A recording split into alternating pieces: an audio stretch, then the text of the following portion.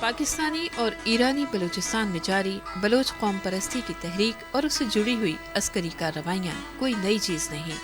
بلوچ قوم پرستی پر مبنی شدت پسند تحریکیں کئی دہائی سے جاری ہیں، تاہم وقت اور حالات کے ساتھ ان تحریکوں میں کبھی نرمی اور کبھی گرمی نظر آئی۔ اس طویل عرصے کے دوران ان تحریکوں کی قیادت میں تبدیلی آتی رہی، تاہم ان کا ایک ہی نعرہ رہا: آزاد بلوچستان۔ بلوچستان کا ماخذ لفظ بلوچ ہے، یعنی بلوچوں کی سرزمین۔ بعض محقق کہتے ہیں کہ بلوچ آریائی نسل سے ہیں جو البرز کے شمالی علاقوں میں رہتے تھے۔ بعض تاریخ دانوں کا کہنا ہے کہ بلوچ نسلاً عرب ہیں، بعض کا خیال ہے کہ یہ کرد ہیں اور کچھ کا خیال ہے کہ یہ تاجک نسل سے تعلق رکھتے ہیں۔ خود بلوچوں کے پاس ایک نظم کے سوا کوئی قدیم مواد نہیں، اور اس نظم کے مطابق وہ حضرت امیر حمزہ کی اولاد ہیں اور حلب سے آئے ہیں۔ اس میں مزید یہ بیان ہوا ہے کہ انہوں نے کربلا میں حضرت امام حسین علیہ السلام کا ساتھ دیا تھا اور ان کی شہادت کے بعد وہاں سے سیستان اور مکران آئے۔ بعض ریسرچ اسکالرز کی رائے ہے کہ بلوچ کیسپین کے ساحلی علاقے سے ایران منتقل ہوئے تھے۔ آج بھی ایران میں بلوچوں کا علاقہ سیستان بلوچستان کہلاتا ہے، جس کا دارالحکومت زاہدان ہے۔ بلوچ ایران کی کل آبادی کا 2% ہیں۔ افغانستان میں زابل کے علاقے میں بلوچوں کی بڑی تعداد آباد ہے، جبکہ پاکستانی بلوچستان رقبے کے لحاظ سے پاکستان کا سب سے بڑا صوبہ ہے۔ قدرتی وسائل سے مالا مال بلوچستان محل وقوع کے اعتبار سے اہم ترین صوبہ ہے۔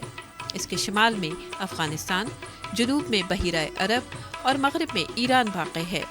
اس کی 832 کلومیٹر سرحد ایران اور 1120 کلومیٹر طویل سرحد افغانستان کے ساتھ ملی ہوئی ہے۔ بلوچستان میں 760 کلومیٹر طویل ساحلی پٹی بھی ہے۔ بلوچ زبان کا تعلق انڈو یورپین زبان سے ہے اور اس پر فارسی کی گہری چھاپ ہے۔ اس لیے اس رائے میں وزن ہے کہ بلوچ ایران کے راستے کیسپین سے بلوچستان آئے تھے۔ بلوچ لفظ کے بارے میں بھی مختلف آراء ہیں۔ تاریخ دانوں کا کہنا ہے کہ یہ لفظ مدین کے علاقے کا لفظ ہے، جس کے معنی ہے بلند چیخ۔ تاہم بعض تاریخ دانوں کا کہنا ہے کہ بلوچ لفظ بابل کے مشہور بادشاہ بیلوس سے مناسبت رکھتا ہے۔ چند تاریخ دانوں کا تو یہ کہنا ہے کہ لفظ بلوچ سنسکرت لفظ ہے، جس کا مطلب ہے اعلیٰ طاقتور۔ آثار قدیمہ کی دریافت سے یہ بات ثابت ہو گئی ہے کہ بلوچستان میں پتھروں کے دور میں بھی آبادی تھی۔ مہر گڑھ کے علاقے میں 7000 سال قبل مسیح کے زمانے کی آبادی کے نشانات ملے ہیں۔ اسکندر اعظم کی فتح سے قبل بلوچستان کے علاقے پر ایران کی حکمرانی تھی، اور قدیم دستاویزات کے مطابق یہ علاقہ ماکہ کہلاتا تھا۔ 325 سال قبل مسیح اسکندر اعظم جب سندھو کی مہم کے بعد عراق میں بابل پر حملہ کرنے جا رہا تھا تو مکران سے گزرا تھا۔ پاکستان کے ساحل کا زیادہ تر حصہ بلوچستان کا ساحلی علاقہ ہے۔ قیام پاکستان کے وقت مشرقی بنگال، سندھ، پنجاب اور صوبہ خیبر پختونخوا کی طرح برطانوی راج کا باقاعدہ حصہ نہیں تھا، بلکہ 1947 تک بلوچستان قلات، خاران، مکران اور لسبیلا کی ریاستوں پر مشتمل تھا، جن پر برطانوی ایجنٹ نگراں تھا۔ قلات ان میں سب سے بڑی ریاست تھی۔ اس کے حکمراں خان قلات میر احمد یار خان نے قیام پاکستان سے 2 روز قبل اپنی ریاست کی مکمل آزادی کا اعلان کیا تھا۔ تاہم بلوچستان کے پاکستان کے ساتھ جبری الحاق کے خلاف بلوچوں نے بغاوت کی اور مسلح جدوجہد کا اعلان کیا۔ 1958 کو جنرل ایوب خان نے ملک میں فوجی مارشل لاء نافذ کر دیا اور کہا گیا کہ بلوچستان میں بغاوت ہو گئی ہے۔ بلوچ پہاڑوں پر نکل گئے۔ اس احتجاجی تحریک کے ایک سرکردہ رہنما سردار نوروز خان تھے۔ 1958 سے 1962 تک بلوچستان کی جنگ پہاڑوں میں لڑی جاتی رہی۔ بالآخر جنرل ایوب خان نے بلوچ رہنماؤں سے ایک معاہدہ کیا کہ اگر وہ ہتھیار ڈال دیں تو حکومت بلوچوں کے تمام مطالبات تسلیم کر لے گی۔ اس معاہدے کے تحت جب بلوچ پہاڑوں سے اترے تو انہیں گرفتار کیا گیا اور سزائیں دی گئیں۔ 7 رہنماؤں کو پھانسی دے دی گئی۔ اس واقعے کے فوراً بعد ایوب خان کے متعارف کردہ بنیادی جمہوری نظام کے تحت قومی اسمبلی کے لیے 1962 کے انتخابات ہوئے۔ جس میں سردار عطا اللہ مینگل، نواب خیر بخش مری اور دیگر بلوچ رہنما منتخب ہوئے۔ جنرل ایوب خان کی حکومت نے بلوچ منتخب رہنماؤں کو 1963 میں ایک بار پھر گرفتار کر لیا۔ ہزاروں کارکنوں کو بھی گرفتار کر کے مختلف جیلوں میں تشدد کا نشانہ بنایا گیا۔ جنرل ایوب خان کی جگہ لینے والے جنرل یحییٰ خان نے تمام بلوچ سیاسی اسیران کو رہا کر دیا۔ 1970 کے عام انتخابات میں بلوچ اور پختون قوم پرستوں کی جماعت نیشنل عوامی پارٹی نے پورے صوبے کی نشستیں بھاری اکثریت سے جیت لی اور سردار عطا اللہ مینگل بلوچستان کے وزیر اعلیٰ منتخب ہوئے۔ 1973 میں پاکستان کے وزیر اعظم ذوالفقار علی بھٹو نے بلوچستان میں نیشنل عوامی پارٹی کی حکومت کو برخاست کر دیا اور نواب اکبر خان بگٹی کو بلوچستان کا گورنر مقرر کر دیا۔ ایک بار پھر بلوچستان میں مسلح جدوجہد کا آغاز ہو گیا۔ فوجی آپریشن کے دوران ہزاروں افراد قتل ہوئے اور سیاسی لیڈران کو گرفتار کر کے جیلوں میں قید کر دیا گیا۔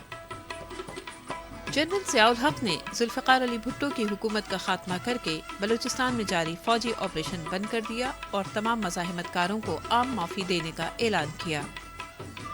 تمام سیاسی رہنماؤں سمیت کارکنوں کو جیل سے رہا کر دیا گیا۔ اس دوران نواب خیر بخش مری 10,000 ساتھیوں سمیت افغانستان نقل مکانی کر گئے اور قلات غزنی کے علاقے میں مقیم ہو گئے۔ یہ قیام افغانستان میں کمیونسٹ حکومت کے خاتمے تک جاری رہا۔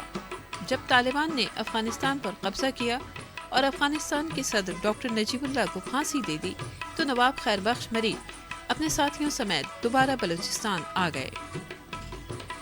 جنرل ضیاء کا دور بلوچستان میں نسبتاً امن کا دور تھا۔ اس وقت قوم پرست رہنما ملک سے باہر چلے گئے۔ سردار عطا اللہ مینگل اس دور میں لندن میں خود ساختہ جلا وطنی میں رہے، تاہم بائیں بازو کے رہنما میر غوث بخش بزنجو تحریک بحالی جمہوریت ARD میں سرگرم تھے۔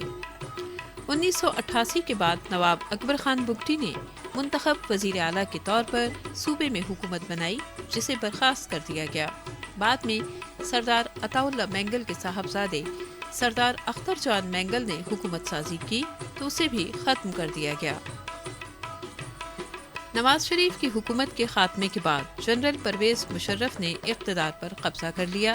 اس کے کچھ عرصے بعد بلوچستان میں بلوچ عسکریت پسند تنظیمیں سرگرم ہو گئیں، جن میں Balochistan liberation army, Baloch Republican army اور بلوچ لبریشن فرنٹ شامل ہیں۔ یہ تنظیمیں بلوچستان کی پاکستان سے علیحدگی چاہتی ہیں۔ اپنے قیام سے ہی یہ بلوچستان میں گیس لائنیں اڑانے، فوج اور پولیس پر حملوں اور غیر مقامی افراد پر حملوں میں ملوث رہی ہیں۔ حکومت پاکستان کے مطابق بلوچ عسکریت پسند تنظیموں کو بھارت کی مدد حاصل ہے۔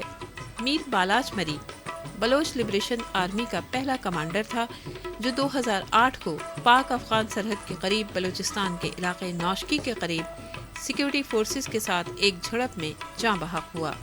2006 میں مری علاقے میں نواب اکبر خان بگٹی کی شہادت کے وقت بھی اس غار میں میر بالاچ مری ان کے ساتھ موجود تھے۔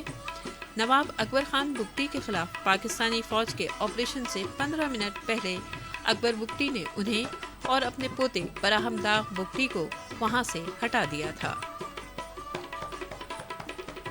2009 کو 3 بلوچ قوم پرست رہنماؤں غلام محمد بلوچ، شیر محمد بلوچ اور لالا منیر کی ہلاکت پر بلوچستان کے مختلف علاقوں میں حالات کشیدہ ہو گئے اور کوئٹہ سمیت صوبے کے مختلف حصوں میں مظاہرے اور احتجاج کیا گیا۔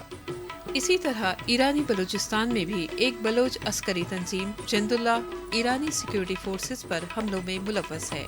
اس تنظیم کے بانی عبد المالک ریکی کو 2010 میں ایرانی حکام نے پھانسی دے دی۔ اس وقت پاکستان اور ایرانی بلوچستان میں مزاحمت کاروں اور سیکیورٹی فورسز کے درمیان جھڑپ کا سلسلہ معمول بن چکا ہے۔ ہزاروں افراد سیکیورٹی فورسز کی قید میں ہیں، ان میں سے بیشتر لاپتہ افراد کے لواحقین سراپا احتجاج ہیں۔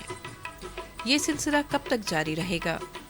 کیا بلوچ پارلیمانی سیاست کی جگہ مسلح جدوجہد سے قومی وسائل پر حق ملکیت حاصل کر سکیں گے؟ آیا ہمارے حکمراں ماضی کی طرح آج بھی فوجی آپریشن کے ذریعے مسائل حل کریں گے یا ماضی کی غلطیوں سے کچھ سبق حاصل کریں گے؟ کیونکہ پانی سر سے اوپر ہو گیا ہے، اور اگر احتیاط نہ کی گئی تو یہ کشتی ڈوب بھی سکتی ہے۔ ماضی میں بھی ایک کشتی ڈوب چکی ہے جس کا نام تھا مشرقی پاکستان۔